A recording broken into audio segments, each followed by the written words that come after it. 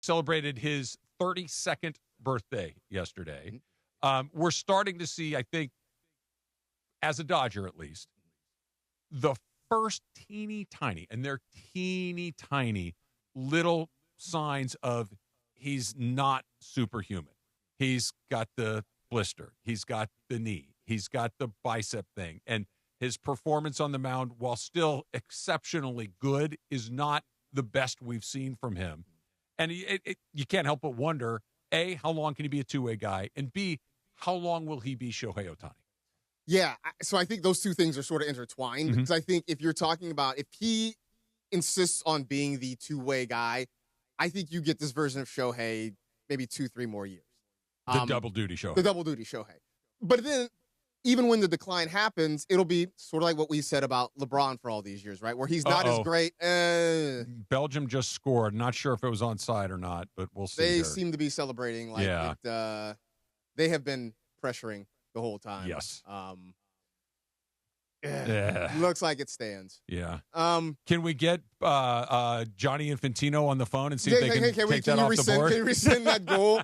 Is there like an Article 23 or something like that takes that down? A lot of silence in Seattle. Quick goal. 8th minute. Is that 8? 10th minute. 10th minute. Okay. So, but yeah, I think 2 or 3 more years. I think it's like what we said with LeBron though, where he was not as good as he used to be, but still way better than a lot of other guys in the league. And I think that's what you're going to get with Shohei. I think if you're talking about him just deciding, okay, I'm done pitching, I'm just going to be a hitter, I think you extend that out 5-6 years that you start to see before the decline really happens. Yeah, I don't know if there's not some, and it would be very specific set of circumstances because the lineup would get very complicated. We saw it happen once so far this year. If there isn't some sort of closer option in his life later on, where he's your designated hitter night in and night out, but he doesn't become, maybe not every night because of the lineup that would have to, but a very strategic deployment of a sticky situation guy. Like maybe you still have your closer in the 9th inning, but that arm 3 innings a week as opposed to 1 start a week would be very interesting to me. Yeah. But I think you hit on what the sticking point is if you have him as a DH, then how do you lose it when he goes into pitch. You lose him when he goes into pitch, but also how does he get time to go warm up if you need him in the bullpen? Like too. Like hey, if he's coming up this inning, but we also need you in the bottom of the 9th.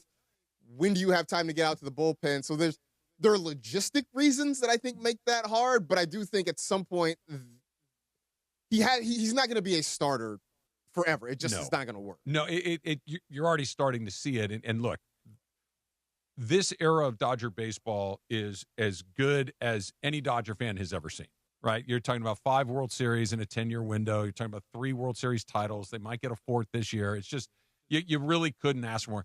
And unfortunately, it's not going to last forever. All of this stuff, guys are going to get older. Guys are going to leave. They're going to, and I hope I'm wrong about this, but there's going to be another Kyle Tucker signing where you give a guy a bunch of money and he's not very good. There's going to be, they've been so fortunate. They gave all the money to Freddie. He's been awesome. You give all the money to Mookie. He's been awesome. Ohtani, Yamamoto, they really haven't missed until Tucker. And by the way, that the jury's not in on that either. There's still a ton of time to go. But as it starts to happen, and while let me back up a little bit. Before it has happened, the Dodgers have more than enough pitching to survive Shohei just being the best offensive player on your team. That if you just snapped your fingers and said he's just going to go be a DH every day, the Dodger machine has a slight hiccup, but not much of one. No. I don't think the odds in the World Series or any of that kind of stuff changes. No, not at all. I mean, I look at this year. He came into this year with the goal of trying to win a Cy Young award.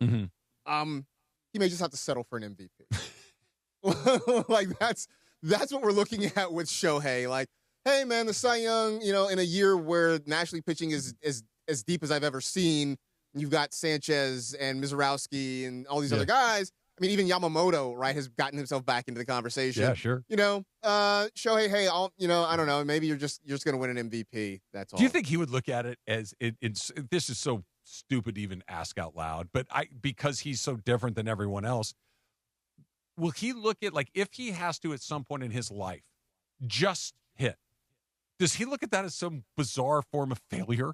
Like, Probably. that I can't do both anymore. Never mind that he's the only one that's ever done it like this Right. ever, or at least since Ruth did it 100 million years ago. Mm-hmm.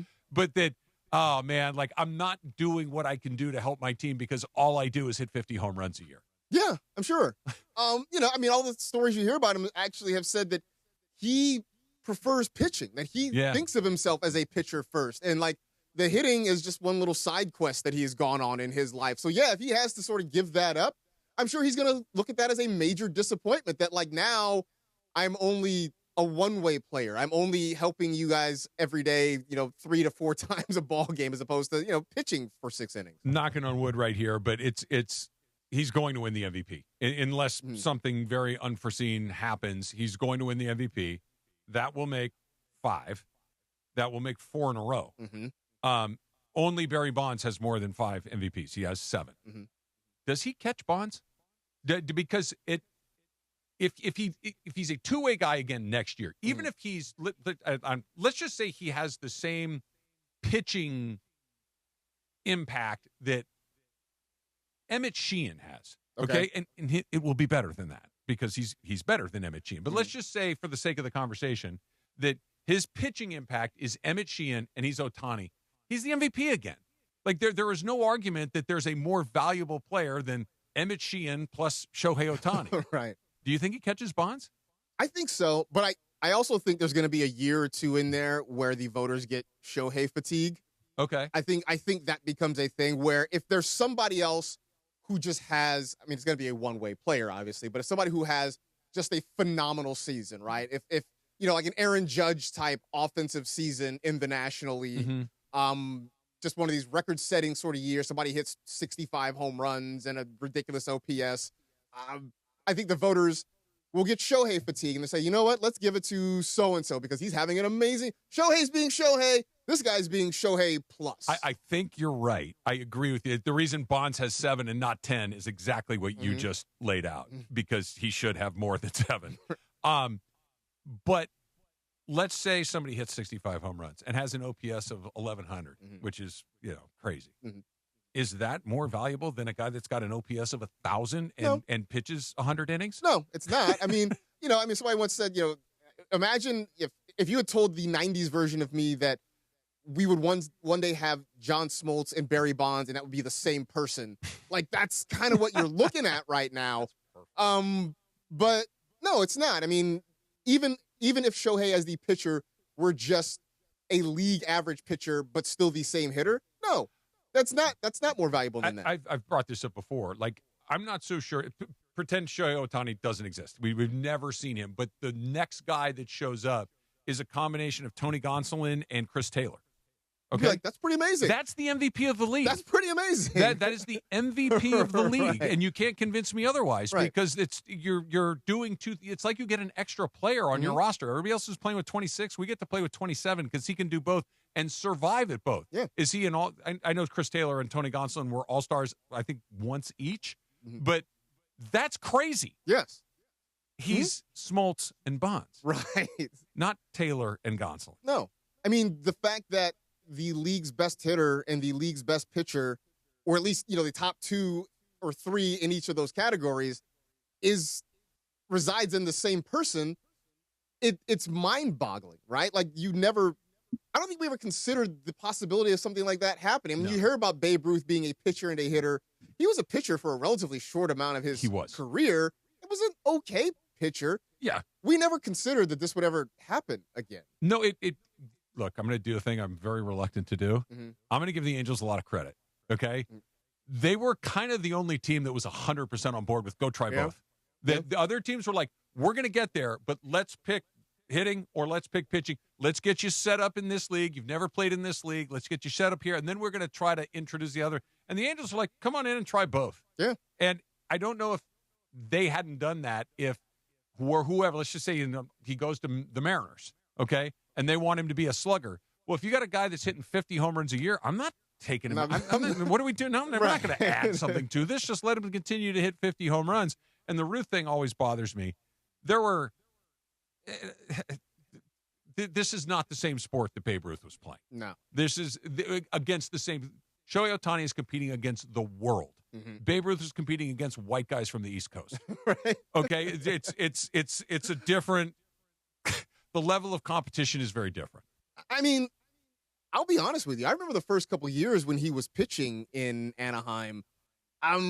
It wasn't particularly great at first. It took a while to kind of. I do remember saying a couple years in, like, I don't know, maybe he should just be a hitter. Like, maybe he should just be a hitter. Like, I don't know if the pitching thing's going to work out. Then he had the surgery and he came back and all of a sudden just took off. And I was like, okay, well, I look like an idiot. But, like it. Well, do you remember when he first showed up in spring training in the very first year? He couldn't hit. Yeah. Like, it was like, everyone's like, okay, look, he's a pitcher. Like, he can't hit at all. And then, well, like you said, we were all looked like idiots. Yeah.